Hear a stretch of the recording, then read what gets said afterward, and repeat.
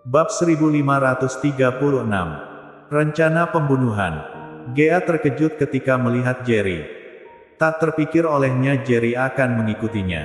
Namun, kalimat Jerry yang mengatakan, "Orangku," membuat hati Gea hangat. "Jerry, apa yang akan kau lakukan?" tanya Nanono marah melihat Jerry. "Dulu, ada yang berani mengancam orang-orang di sekitarku. Dan dia mati. Katakan, apa yang harus kulakukan?" tanya Jerry ketus. Setelah itu, gelombang aura mengerikan menyelimuti dirinya. Pang! Niat membunuh yang mengerikan menepi Nanono. Membuatnya merasa seperti ditimpa gunung besar. Dia berlutut ke tanah. Ini bukan karena Nanono ingin bersujud pada Jerry, tapi karena tekanan bela diri yang mengerikan yang dikeluarkan Jerry begitu kuat, sehingga Nanono tidak dapat menahannya.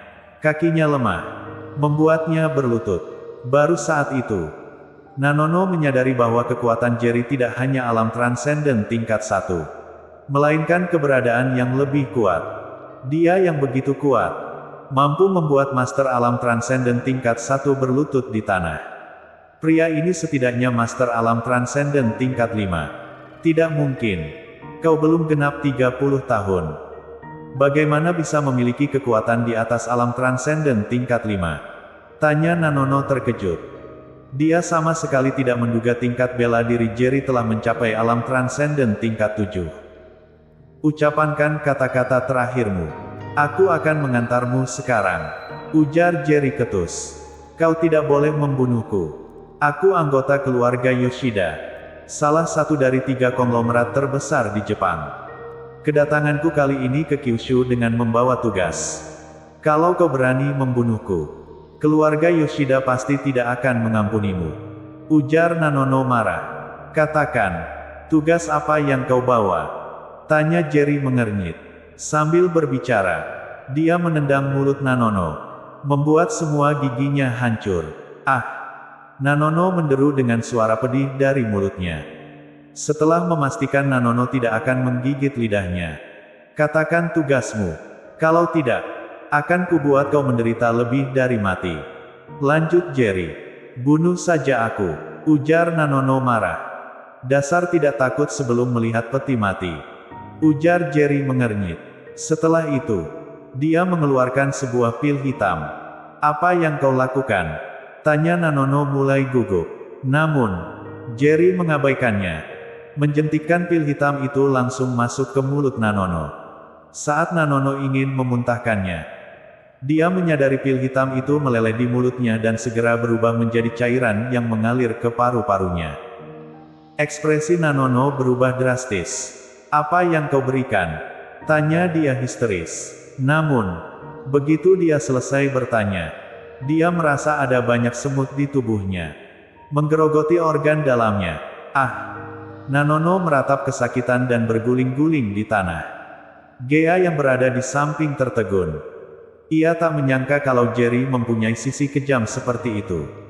Meski dia tidak tahu apa yang diberikan Jerry pada Nanono, tapi dia yakin Nanono sangat kesakitan setelah meminum pil hitam itu. "Lepaskan aku. Tolong lepaskan aku. Ah!" teriak Nanono histeris. "Saat ini, kau hanya merasakan kesakitan yang menusuk di jantung. Tapi segera, kau akan merasakan organ dalammu.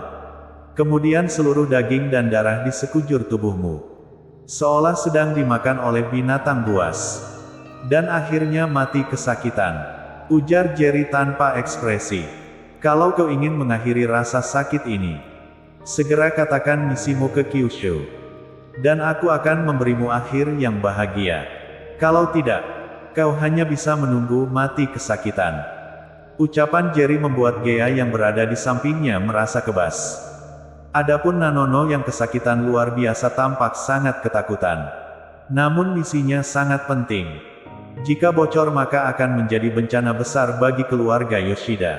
"Sekalipun mati, jangan harap mengetahui misiku," ujar Nanono tegas. Hanya saja, ketika selesai mengatakan itu, tiba-tiba, dia merasakan seluruh tubuhnya, seolah sedang digigit oleh binatang liar. Bahkan tulang-tulangnya pun terasa seperti sedang ditusuk sesuatu. Sedang dikunyah dengan gila. Nanono merasakan kesakitan yang belum pernah terjadi sebelumnya. Penawar. Berikan aku obat penawar. Akan kukatakan semuanya. Berikan aku penawar. Barusan aku ingin memberimu penawar. Sekarang aku tidak bersedia memberikannya padamu. Kamu menginginkannya. Tunggu. Cibir Jerry. Nanono berguling-guling di tanah. Baginya, kematian atau mungkin pembebasan. Waktu berlalu. Dan setelah menunggu 5 menit, Nanono merasa dirinya akan mati. Jerry menjentikkan jarinya dan pil merah masuk ke mulut Nanono. Hanya dalam 10 detik, rasa sakit di tubuh Nanono berangsur-angsur hilang. Dia berubah menjadi tumpukan lumpur. Terbaring di tanah. Bernapas terengah-engah dan keringat dingin membasahi tubuhnya. Ini adalah pil yang Viola berikan kepada Jerry sebelum meninggalkan kota Miao. Hasil penelitian terbarunya. Dan ternyata efeknya sangat kuat. Jika wilayah perang bisa mendapatkan obat ini dalam jumlah besar, interogasi di masa depan akan menjadi lebih mudah. Kenapa kau datang ke Kyushu? Tanya Jerry tiba-tiba. Jepang berencana mengendalikan urat nadi ekonomi Kyushu. Melaksanakan rencana yang disebut pembantaian naga, yang dipimpin oleh 3 konglomerat besar. Meskipun kami mengeluarkan dana besar, tapi begitu ekonomi Kyushu berada di tangan kami akan mendapatkan keuntungan puluhan atau bahkan ratusan kali lipat. Jelas Nanono. Ekspresi Jerry menjadi sangat suram mendengar penjelasan ini. Sekarang, bagaimana perkembangan kalian? Tanya Jerry. Nanono tidak berani menyembunyikan. Rencana ini baru dimulai sebulan yang lalu. Sampai sekarang, keluarga Yoshida kami telah menetap di beberapa kota utama di Kyushu dan mulai rencana akuisisi besar-besaran. Ujar dia. Di Kyushu, keluarga Yoshida kami telah mengakuisisi 28 perusahaan besar. Hampir 20% dari misi keluarga kami. Aku tidak yakin dengan perkembangan konglomerat lain. Di antara 3 konglomerat, tidak ada pertukaran informasi. Dan pada kenyataannya, itu adalah pertarungan untuk dominasi. Semua orang ingin mengendalikan perusahaan besar Kyushu sesegera mungkin. Ekspresi Jerry berubah menjadi sangat dingin. Jadi, kota yang tidak hanya memiliki keluarga Yoshida, tapi juga konglomerat Jepang lainnya yang telah mengakuisisi banyak perusahaan besar di Kyushu. Lanjut dia.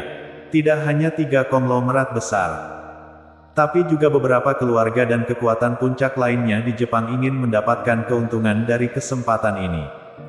Angguk Nanono. Tuan Jerry. Aku sudah memberitahumu semua yang kutahu. Ampuni aku. Kujanji akan segera mentransfer semua perusahaan Kyushu yang kukendalikan kepadamu. Bersambung. Bab 1537. Badai datang. Nanono benar-benar ketakutan. Perasaan seperti mati sebelumnya tidak ingin ia alami lagi. Yang paling penting, dia yakin Jerry setidaknya adalah master alam transenden tingkat 5. Jika master seperti ini ingin membunuhnya seperti menginjak semut. Jual semua perusahaan Kyushu yang kau miliki padaku. Ujar Jerry menatap Nanono. Segera kulakukan. Ujar Nanono buru-buru. Setelah itu, dia berlari pergi. Namun, dihalangi oleh Gea. Kalau aku membiarkanmu pergi, akankah kau kembali? Tanya Jerry ketus. Merasakan niat membunuh di mata Jerry. Tubuh Nanono merinding. Banyak hal yang aku tangani sendiri. Hanya aku yang memiliki izin. Kalau Tuan Jerry tidak yakin, kita bisa pergi sekarang ke markas besar grup Junten. Jelas dia. Kalau kamu berani berpikiran jahat, akan kupastikan kau mati. Ujar Jerry menatap tajam Nanono. Tuan Jerry, percayalah. Aku tidak akan berpikir jahat. Aku hanya akan pergi ke grup Junten untuk mentransfer perusahaan Kyushu kepadamu. Ujar Nanono gemetar. Pergilah. Ujar Jerry tenang. 20 menit kemudian, Jerry dan Gea mengikuti Nanono ke markas besar grup Junten. Di kantor komisaris, Nanono berdiri di samping. Sementara Jerry duduk di depan meja kantor. Sambil memeriksa kontrak, Nanono tidak berani mengeluarkan nafas. Ia berdiri tegang. Bahkan tidak berani berpikir untuk melarikan diri di hadapan kekuatan mutlak. Pada saat itu, Robin datang. Diikuti oleh beberapa pengacara yang dipekerjakan dengan bayaran tinggi oleh grup Yanchen. Robin kaget melihat Jerry duduk di depan meja kantor grup Junten. Sedangkan Nanono berdiri di samping. Komisaris, aku telah membawa orang yang kamu minta. Apa yang ingin kamu perintahkan? Katakan saja, tanya dia. Ini kontrak akuisisi grup Yanchen terhadap grup Junten. Minta para pengacara memeriksanya. Lihat ada masalah tidak? Ujar Jerry dengan santai memberikan kontrak yang disiapkan Nanono kepada Robin. Robin terkejut. Dia tidak menyangka grup Yanchen yang baru saja diakuisisi oleh Nanono dengan cara licik kembali ke tangan Jerry dalam 2 jam. Bahkan mengakuisisi grup Junten. Robin memberikan kontrak itu ke para pengacara untuk diperiksa. Dan dia sendiri juga mengambil 1 kontrak untuk dilihat. Dia terkejut ketika melihat grup Junten telah memiliki 28 perusahaan besar Kyushu. Namun, yang lebih mengejutkannya akuisisi grup Junten oleh grup Yanchen hanya membutuhkan pembayaran 1 yuan. Ini berarti, hanya dengan mengeluarkan $1, Jerry dapat mengakuisisi perusahaan senilai ribuan triliun. Menjadikannya milik grup Yanchen. Grup Yanchen saat ini senilai triliunan dolar. Artinya setelah akuisisi ini, valuasi grup Yanchen mencapai 20 triliun. Langsung 2 kali lipat. Setelah tim pengacara memeriksa kontrak, komisaris, tidak ada masalah dengan kontrak. Ujar mereka. Bagus, angguk Jerry. Setelah dia menandatanganinya, malam ini, gantilah semua petinggi grup Junten. Kalau orangnya tidak cukup, ambil dari perusahaan lain. Perintah dia memberikan kontrak pada Robin. Aku tidak butuh orang yang sangat berbakat menjadi eksekutif. Tapi aku perlu semua eksekutif di dalam grup Junten menjadi orang kita. Mengerti maksudku? Aku mengerti. Komisaris ingin segera mengendalikan grup Junten di tangan kita sendiri. Kemudian menetapkan eksekutif baru berdasarkan kinerja mereka di masa depan. Ujar Robin. Pergilah, angguk Jerry. Ya, jawab Robin. Dalam sekejap, Robin pergi dengan membawa orangnya. Hanya menyisakan Jerry, Gea dan Nanono di kantor. Melihat Jerry menatapnya, Tuan Jerry, sesuai perintahmu, aku telah mentransfer grup Junten kepadamu. Apakah ada yang ingin kau perintahkan?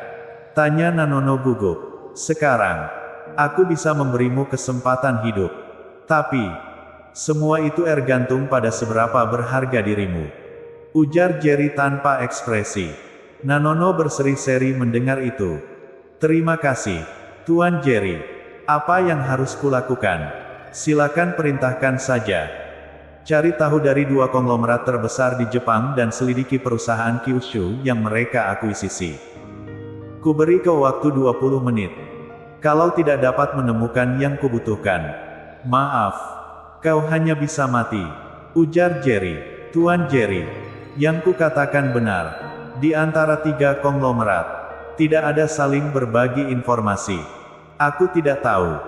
Ujar Nanono segera merayu. Itu urusanmu. Aku hanya ingin hasilnya.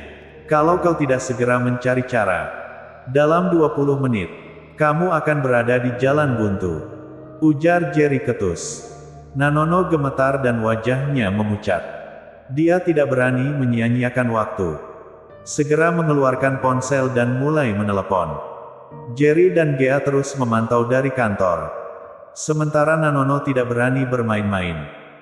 Ia memang sedang menelepon untuk menyelidiki rencana akuisisi 2 konglomerat di Kyushu.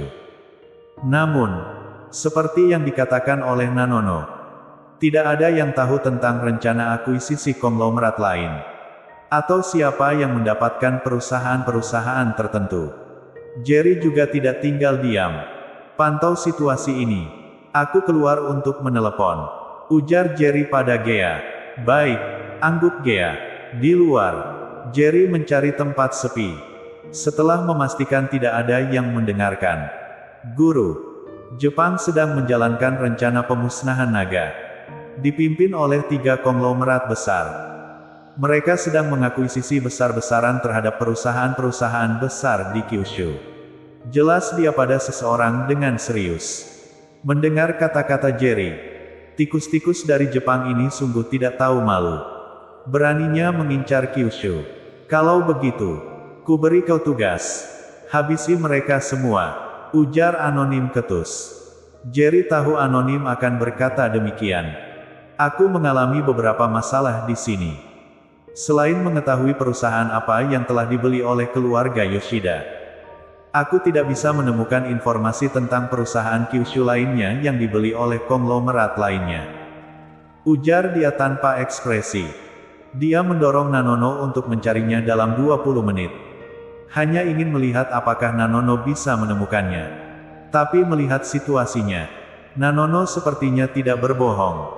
Dia memang tidak tahu dan tidak bisa menemukan. Jadi Jerry menghubungi anonim. Setelah beberapa saat, untuk hal ini, guru tidak dapat turun tangan. Kamu harus andalkan kekuatanmu sendiri untuk menyelidiki. Ujar anonim. Mendengar ini, guru, apakah kamu tahu sesuatu? Tanya Jerry tiba-tiba membeku. Dia merasa anonim tahu beberapa kebenaran. Yang perlu kau ingat adalah perkataanku. Kapanpun, berhati-hatilah dan pastikan keselamatan hidupmu. Bagaimanapun caranya, ujar anonim. Bersambung.